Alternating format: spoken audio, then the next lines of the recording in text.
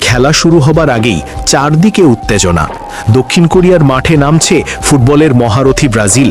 কিন্তু এবার গল্পটা একটু ভিন্ন। মাঠে নামার আগেই ভবিষ্যৎবাণী করে ফেলেছে এক জ্যোতিষী বিড়াল। হ্যাঁ, ঠিকই শুনেছেন, খেলার আগেই জানিয়ে দিয়েছে কে জিতবে এই ম্যাচে। তাহলে কি আবারও হাসবে ব্রাজিলের ভাগ্য, নাকি এশিয়ার মাটিকে ইতিহাস গড়বে দক্ষিণ কোরিয়া? পুরো বিস্তারিত জানতে হলে ভিডিওটা একদম শেষ পর্যন্ত দেখুন। আর আপনি যদি আমাদের চ্যানেলে নতুন হয়ে থাকেন তাহলে এখনই সাবস্ক্রাইব বাটনে ক্লিক করে রাখুন। আর যারা আগেই সাবস্ক্রাইব করেছেন আপনাদের জানাই অসংখ্য ধন্যবাদ। এবার আসুন শুরু করি আজকের রোমাঞ্চকর কাহিনী। শুরু হয়ে গেছে দক্ষিণ আমেরিকার জায়ান্ট দলগুলোর প্রীতি ম্যাচের মৌসুম। বিশ্বকাপের আগে নিজেদের ঝালিয়ে নিতে মাঠে নামছে ফুটবল বিশ্বের পরাশক্তি ব্রাজিল। আগামী 10 ও 14 তারিখে ব্রাজিল মুখোমুখি হবে এশিয়ার দুই শক্তিশালী দল দক্ষিণ কোরিয়া ও জাপানের বিপক্ষে। শুনতে প্রীতি ম্যাচ হলেও এই ম্যাচগুলো যে একদমই সহজ নয় সেটা ফুটবল বোদ্ধারা ভালো করেই জানেন। কারণ এই দুই দলই 2026 সালের বিশ্বকাপে খেলবে। আর বিশেষ করে দক্ষিণ কোরিয়া, যাদের খেলার মান, আত্মবিশ্বাস আর ঘরের মাঠের সুবিধা সবকিছু মিলিয়ে ব্রাজিলের জন্য হতে যাচ্ছে বড় পরীক্ষা। ইতিমধ্যেই ব্রাজিলের কোচ কার্লো আনচেলোত্তি পৌঁছে গেছেন দক্ষিণ কোরিয়ায়। সেখানে অনুশীলন চলছে জোর কদমে।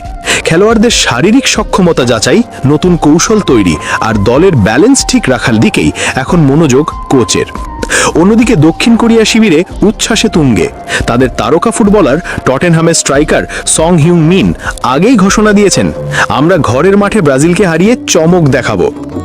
এই এক কথাতেই যেন জ্বলে উঠেছে গোটা দল। তাই ম্যাচের আগেই দক্ষিণ কোরিয়ার ভক্তরা প্রস্তুত এক মহাযুদ্ধ দেখার জন্য। কিন্তু ব্রাজিলও পিছিয়ে নেই। দলের প্রত্যেক সদস্য জানে বিশ্বকাপের আগে নিজেদের প্রমাণ করার এটাই সবচেয়ে বড় সুযোগ। এই ম্যাচে ভালো পারফর্ম করলেই বিশ্বকাপ স্কোয়াডে জায়গা পাকা হতে পারে। তাই মাঠে নামলেই দেখা যাবে আগুন ঝরা লড়াই। ম্যাচটি অনুষ্ঠিত হবে আগামী 10 অক্টোবর বাংলাদেশ সময় বিকেল 5টায়। আর খেলা হবে দক্ষিণ কোরিয়ার মাটিতে। মানে ব্রাজিলকে খেলতে হবে একদম ভিন্ন কন্ডিশনে, নতুন জলবায়ু, নতুন ঘাস, নতুন দর্শক পরিবেশে।